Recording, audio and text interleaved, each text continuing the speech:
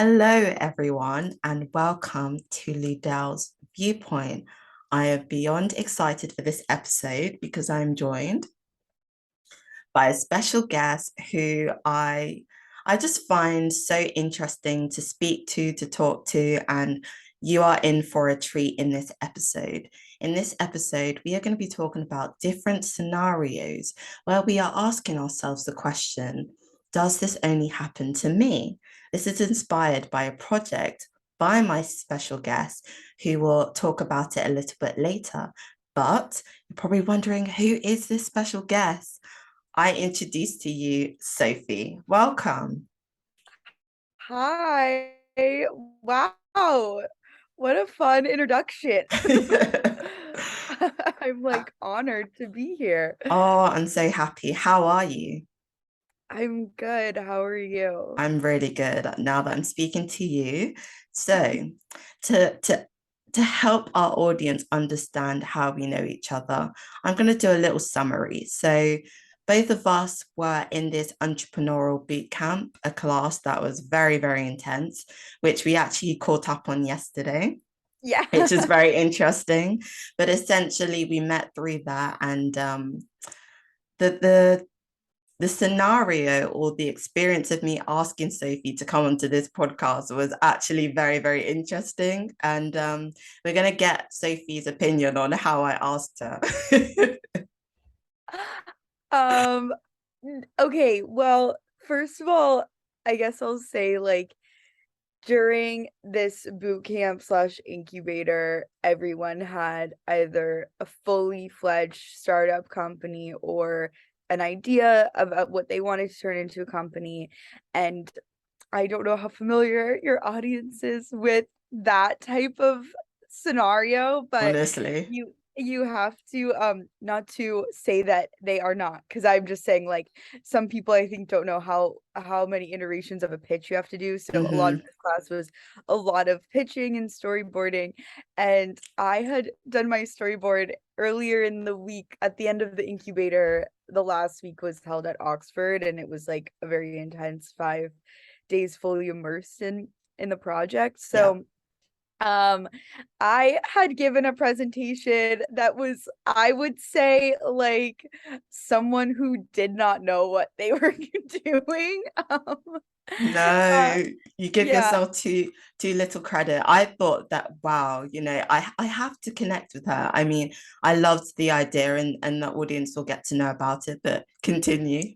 yeah. So, um, but a lot of times when you're pitching, pre-pitching, not actually pitching, because hopefully when you're actually pitching, people don't have these type of questions. But Honestly. like it was just everyone gives you feedback afterward, and it can be pretty intense, which it should be. Like that's not, it's just how the system works. Hmm. And then Ludel gave me a really sweet post-it note that was really kind, and then asked me to be on the podcast, which of course I said yes because I love podcasts and I'm like honored that somebody wants to talk to me about this project. Of So it meant a course. lot to me. Of course. Yes, I had to. We didn't have too much time in the class, so I put my note on a post-it note, and the rest is history, you know. She's here, so please give her a round of applause. Yeah. Crazy moment. Honestly, honestly. So they know a little bit about you, but I want our audience, this audience, to get to know you a little bit more. So we're going to be doing some icebreaker questions, but Okay. before we get into the icebreaker questions, I know what's on their mind. Where is Sophie from? I can hear her accent. So, would you care to tell us a little bit about where you're from? Yes, I can give a little my little spiel as I feel like I've come to know it now. But yeah, so I was born in Canada, Victoria, British Columbia, which is in Vancouver area. And then when I was 4, I moved to Phoenix, Arizona, where I lived until I graduated high school. So I rep Arizona really hard because nobody knows where that is. And I feel that especially in London, like you have to rep your hometown. And Honestly, then yes. yeah, and then I went to undergrad university at the University of St. Andrews in Scotland, and then I moved to London in 2020. An incredible year. It's been great. Yes, Um, yes. do my master's at University of the Arts London in London in publishing. So I've lived in London now for like almost 2 years. Incredible, incredible. And I know that you said that you rep Arizona real hard, and I salute you for that. I salute you for that. You got to remember your roots. But Yeah. have you ever struggled with where you call home? Um, I think yes and no. I think because I spent a lot of time in Canada growing up and I love Canada so much. But if you ask, I have a lot of Canadian friends Hmm. and relatives and people who live in London, and they're like, "You're like a fake Canadian," which I'm not. I was born there, I have the passport, but Yeah, I do think it's different if you grow up there. So yeah, I think also I don't really go back to the States a lot anymore. And I've lived in the UK now. Like in September, it's gonna be all like going into my seventh year here, which is like wow. insane. Yeah, So um yeah, I mean, I do kind of feel like I'm at this crossroads of a lot of places, but I think that's also really interesting, and I feel lucky that I've been able to experience so much. yes. So yeah, but I do still think Arizona feels like the place I say that I'm from the most. Oh, amazing. When you first told me about that, I thought, wow, how interesting, honestly, because Yeah. I think that just gives you a lot more exposure, and it gives you the ability to tell your story and give perspectives from different places, which is so amazing. I do have to ask the question, is the US or is the UK better? Oh my God. I I mean, know. US is going through something right now. I'm Mm. like, girl, get it together, Yeah, baby yeah, girl.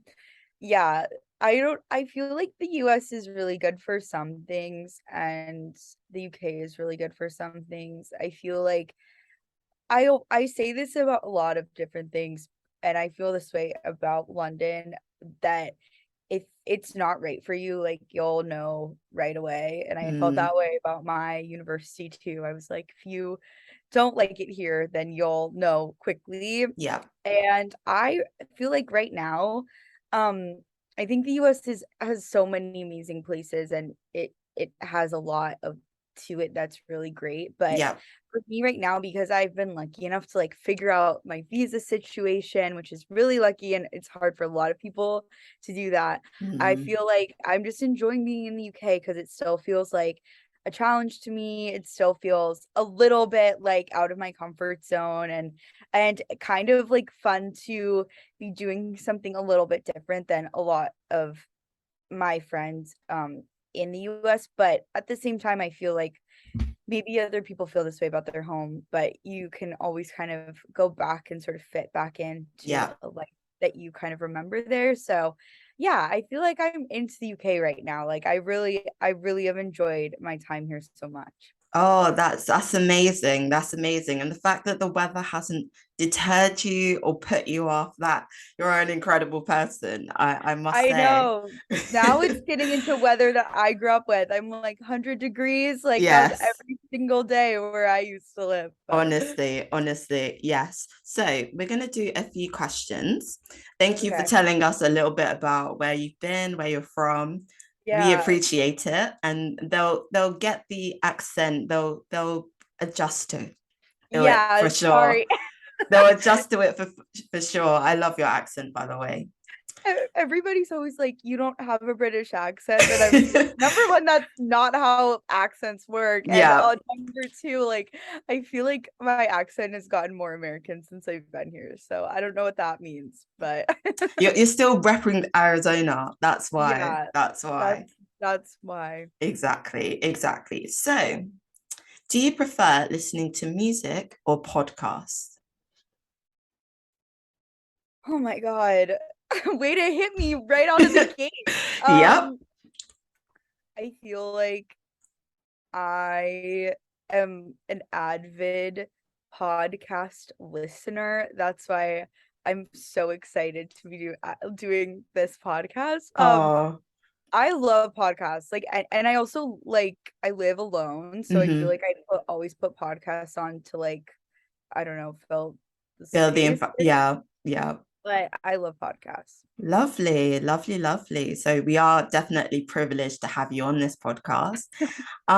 Say you're going to a restaurant, you're going with friends or family. Mhm. Would you rather get a starter and a main, or you prefer main straight away and you get a dessert, you treat yourself? Starter and a main. I Ooh, cannot go to a restaurant and not get an appetizer. Like it's never oh, happened a single time. really?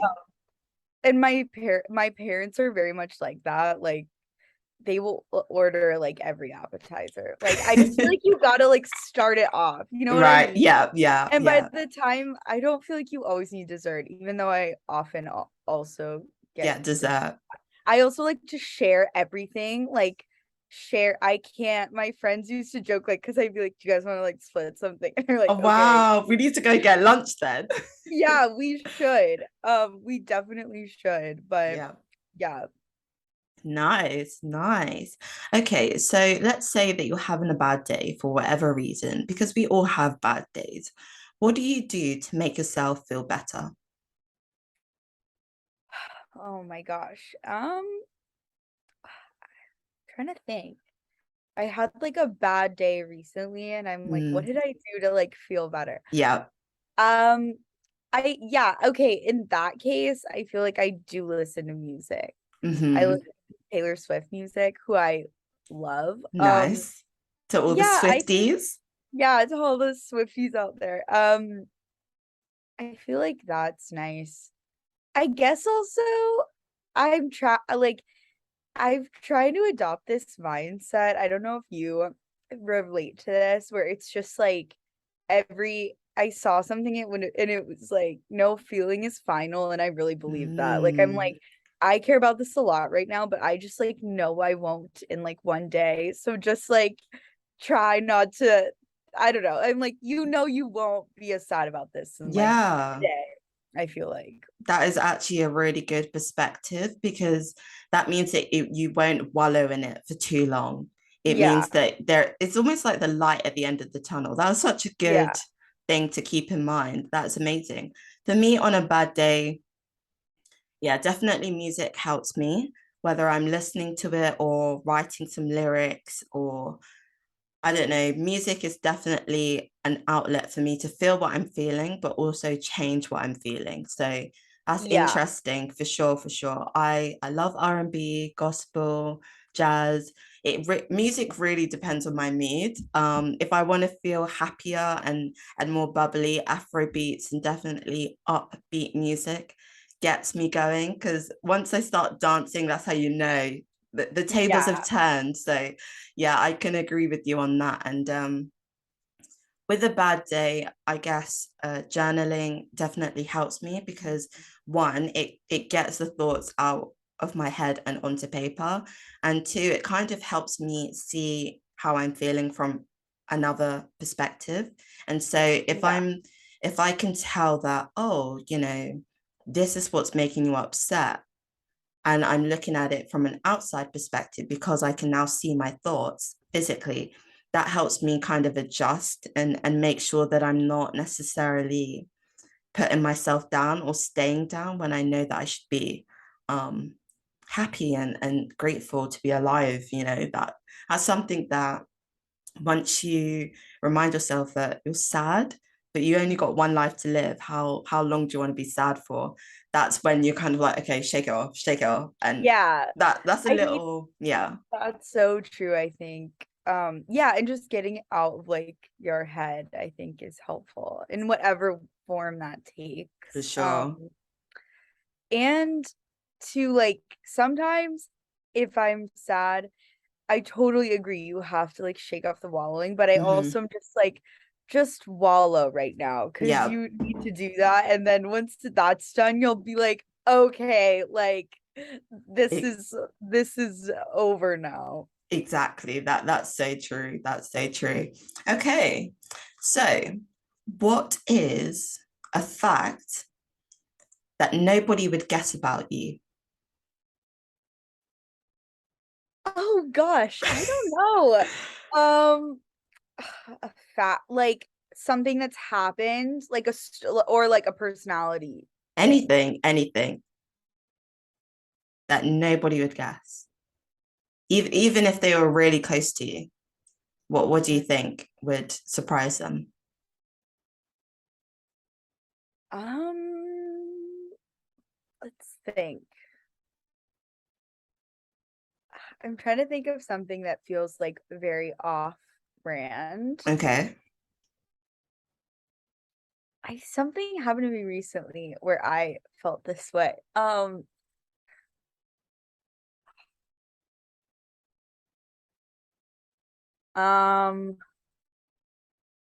Would you say that you are predictable and you like routine, or you're always that kind of person that you do one thing, you're doing another thing. You do one thing, you're doing another thing, and it's completely a different direction. How would you describe yourself in that yeah, sense? I guess, okay, here's what I'll say. I just feel like I'm someone who's like very like you know what you're getting, and I Okay, yeah. don't think anybody would be surprised or not surprised Hmm. that about things I've done. But I guess I I don't think this is like off brand, but I like scuba diving. So like I'm Ooh. scuba certified. Is that something? Um, Yes. okay. Yes. That's cool. So how did that come about? I'm curious. Um, I went on a gap year trip. So I took a gap year and Nice. I went on a gap year trip and I wanted to be certified before that because we were going to Fiji, Australia, New Zealand. And Wow. in Fiji, you could dive with sharks, which is crazy. Wow. Oh my, And living on the yeah, edge. yeah. So I did that and it was like so cool. And actually, my parents were just in Fiji and they did that same shark dive and they were like, that was so crazy. So, um, Lovely. yeah, that was really fun. And then I got certified the next level up on that trip, at the Great Barrier Reef. So it was really cool. So cool. Mhm. Wow. Oh my days. You're well traveled. We love it. We love it. You Yeah. have to come back another time and tell us a lot more about the world and what you've seen.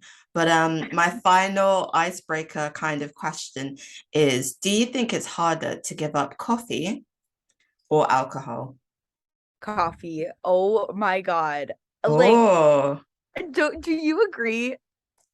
I mm, yes, I can see how coffee would be harder to give up.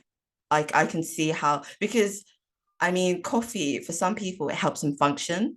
I don't drink Yeah, coffee too often, or I rarely, but I know, well, one of our lecturers in that boot camp that we were attending, he could not stay away from coffee. I mean, we were counting the numbers. It was like a tally, and he was beating I his was score like, every day. So, I I'm a coffee drinker like through and through, but hmm, his level of coffee intake, I was like, I am worried about you. Like the way that you are drinking this coffee is like I was unreal. It was like like water for him. It was like I have water. never known someone to do it like that. Hmm. It was over the top. I But think at that point it's like you need to scale it back. Like your body can't take that amount of like espresso shots. yeah, yeah, yeah. Um, but no, I love coffee. I'm not a coffee snob, but I just love like a great coffee from Hmm. like a cool place. Yeah. Nice. Like, Yeah. isn't it like it gives you like you're like That I buzz. can't Yes, wait. Like, yes. good morning. And Hmm. I don't get me wrong, I love alcohol too, but I just Hmm. feel like coffee and alcohol Harder. Yeah, yeah. harder. Okay, so you're going to a coffee place. What do you order? I'm curious. Iced oat milk latte. Ooh, you already know. There was no hesitation there. That's even in the winter. I just Really? need it. I need it to be cold, like cold, cold. Mm. Know what I hate when they give you like 4 ice cubes and it clearly it needs more than that. Yeah, yeah. And I'm like, this You're isn't talking even a nice cold. coffee. This is like Mm. a lukewarm coffee, which Right. if I like it, and then a hot coffee is great too, like a great latte, Yeah. yum, like Mm. piping hot, but that in between I can't take. It needs to be like freezing cold. So when places like Wow. give you the ice that you need to survive, it's really nice. Nice. Oh, to the audience, I want to ask you, do you think that it's harder to give up coffee or alcohol? Also, let me know what is your go-to coffee drink because I feel as if you're a real coffee drinker, you already have your drink, you know? So Yeah. I want to know. I want to know. You've heard Sophie, so let us know. Let us know. Amazing. Amazing. Okay, so the suspense needs to come to an end. What is this project that I'm talking about? What is it that I mentioned earlier that they want to know? Sophie, please do us the honors of telling us about your project. Yeah, so I'll tell this story maybe in like two parts, I guess, Okay. because it's not super straightforward and it changed. Ludel's seen a few Yep. iterations of this. So, Yep. um, basically, I guess I will start off with I've always been a writer. I've always liked to write, and I wrote a lot in high school, and I did a lot of like, you know, like freelance mini journalism things, like Wow. starting at like 14, and would work on like random projects. Like we would get sent like one time we got sent to like a factory, like I don't know, just like random stuff that was my first taste in interviewing and journalism. Mm-hmm. And then when I got to college, I obviously knew like that's a great place to kind of get way more involved with that type of thing. So, yeah, I worked on a lot of different projects that were kind of journalism magazine focused. And one of them was if you know anything about St. Andrews, then you know it is a very like fashionable school, which I didn't know before I went there. And there's like a Oh, million fashion shows every year. wow. That's Which news is to me. yeah, which is really funny because I just feel like it's kind of random, but Mm-hmm. that's the case. And I felt like people were really fashionable in the town. And it was also a time where I was like, I feel like it was my second year, and I was like, I want to get to know more people in this community. And I feel like a good way to do that would be if I got to interview people about their style. So I started doing that my second year, where I would go to people's houses and I would interview them. And that became a column called Closet Confidential, which got Wow. um I I hate to use the word popular because I wouldn't call it that, but I just think people enjoyed those columns, and Yeah. I think it became something that was like really fun for me to do, and I felt like it was fun for people to read. Mm-hmm. So I really really enjoyed that. And then I as I like the publication I was writing for ended up becoming like the editor in chief of it by the time I left St. Andrews. So I Wow. got to do a lot of stuff with that column. Like I got to review different fashion shows. They let me behind the scenes and like take pictures, and it was just really fun. So then when I moved to London, anybody who's it was also like that was sort of a wild time because it was COVID. I was moving, I was starting my master's, and so I Wow. wasn't doing as many kind of side creative projects. Mm-hmm. And so last year, October 2021, I was like, okay, I just feel like I need something that is going to fulfill this creative outlet. And I also feel like I loved doing those columns and people really enjoyed reading them. And I just had ideas of like, I want to try to do something that's very representative of my own aesthetic and my own taste without, because I'd worked on a lot of projects where the aesthetic and the vibe was so like, I so loved it, but it wasn't necessarily like all focused on my personality or Mm-hmm. my like a full taste, just like no other kind of like outside forces. Yeah. So I started the website Sweet Bike Sister Friend, which is my Instagram handle. And everyone always asks me what the story was. And basically, I I probably was like a sophomore in high school, and that's when Instagram just came out, and every single person's Instagram was something so stupid. It would be like alligator rhinestones, like Yeah, yeah. 75. We all had to And go through that stage. Yeah. yeah. And then I like as a joke, like yelled at someone on a bike, like "Sweet Bike Sister Friend." And then I was like, that's hilarious. I'm gonna make that my Instagram caption, And which you is like did. fully.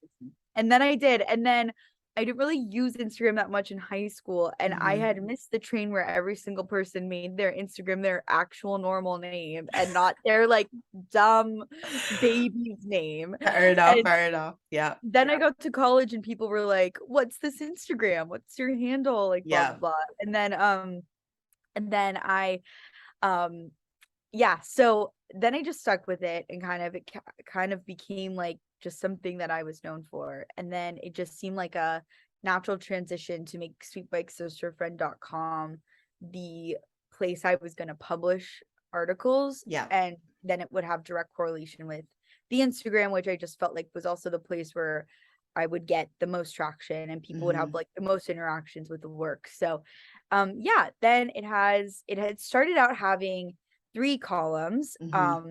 One was called "This Only Happens to Me," which is like a comedy storytelling column. Yeah. Um, the one called "I Know a Lot About," which was a place where I interview people who have just like niche passions or are very good at something or experts in their field. Hmm. And I tried to keep that to like women focused, like business owners or like creatives. Yeah. And then Wait, I'm Obsessed, which is a fashion column and kind of like the reiteration of the Closet Confidential articles that I used to do in Yeah. school. Yeah.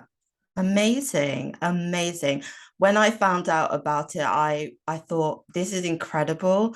The fact that you've got your creative outlet, you've some people they have their creative outlet and they neglect it, or they don't pay much attention to it. And we've heard your story about how you've had something going on the side and you've really put your all into it, and that's helped you to develop your writing, to develop your own aesthetic, which is incredible, by the way. Very, very unique. I applaud your aesthetic. For me, as Ludel, if you look at my Instagram, which is only recent and something that I just have fun with now, before it was a black and white feed, and then it was me trying to do it was very confused in the earlier stages. And I think I did an episode which was identity crisis, and that was me talking about me kind of getting lost with what my aesthetic was and where I fit in terms of trying to be a blogger and do the things that I was creatively passionate about. So it is really amazing to hear about your aesthetic and also the story of how you got your name, because that is amazing, honestly. That Honestly. is a really sweet. Yeah, and I totally understand what you're saying about kind of trying to figure out what you want to be represented as. Yeah, And in the early days, oh my gosh, like even though it was so low stress, like low key, honestly. I'm just like starting this platform, Yeah, I was freaking out before I like launched it just because I was like, same. this is so dumb. Like who would ever want to read a Yeah, single thing that I have to say? Like you have who a do lot I of think self-doubt. Yeah. yeah, and you're like, who do I think I am, you know, doing this? Yeah, And yeah. I was like, is this crazy? Like I was on Mm. the phone with my friend. I was like, I'm gonna throw up. Like I cannot publish this. And now I look back and I'm like, Oh my gosh. Like whatever, just like try stuff. I Yeah. think that's, and yeah, you're right. Like some of it won't stick and some of it you won't like, but Mm-hmm. that I mean, even I feel like now I have such a better grasp on what I feel like people want to read and what I Mm-hmm. want to write about, and just being a little bit more like, I think this is cool and I like it, and I don't Exactly. really need a bunch of other people to, you know, Tell guide you that, I that. guess. Yeah, Yeah. exactly. Yeah, for sure, for sure. And when I went onto the site, which I implore my audience to go and check out, I loved, like I said, the aesthetic, but also the different categories. And oh boy, did I resonate with some of them. And you inspired this episode because I wanted to talk about the different scenarios where we think this only happens to me, because my, there are so many things that we can talk about, and we will, because there are some interesting things that I picked up and I want us to discuss. So, just to give a little teaser before we take a mini break, we're going to be talking about having a crush. Yes, we are. And we're also going to be talking about things that women go through, the things that, are to do with body and women's Yes. health, because I know that that is your passion. I know that that is something that you're so interested in, and we need to talk about those things for sure, for sure. It's going to get juicy. It's going to get real interesting. Yeah. Yeah, I can tell the bod is kind of the second part of the story. I can start that now, or would you want me to? We'll start that after the break. We want to Okay. keep our audience on their Okay. toes. But yes, bod is definitely, it's another category actually on her site. And it is something that, you know, is incredible that she is using her platform to talk about. And we will hear about that story. But before we get into that, we will dive into those scenarios yet again that we feel this only happens to me. So Yeah. we will see you after, or you will hear from us after the break. Okay, amazing. Cool.